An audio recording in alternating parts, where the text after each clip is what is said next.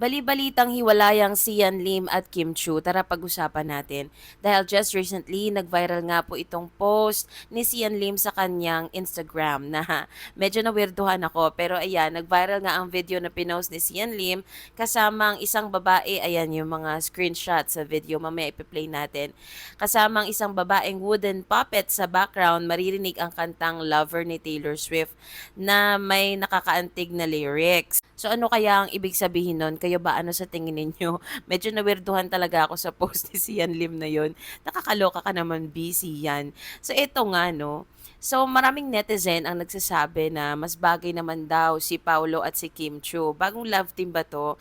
Teka, hindi kasi ako masyado updated. At ang mga bali-balita nga na sinasabi daw ang third party ay si Ashley Ortega. Matatandaan natin na nagsama nga sa isang teleserye sa GMA7 ang Hearts on Ice, si Sian Lim at si Ashley.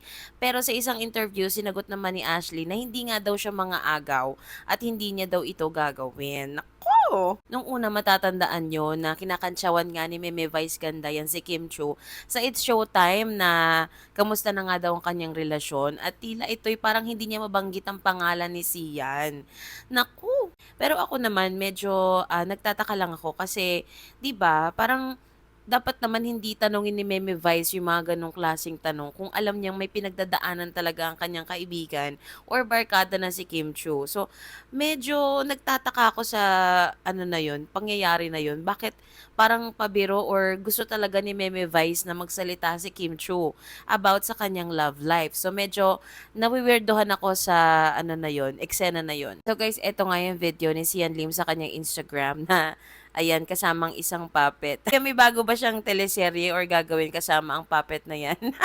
So there guys, ang ating showbiz balita for today's video.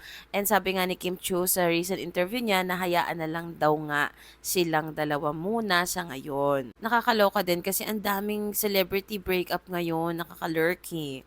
So yun lang guys, bye-bye.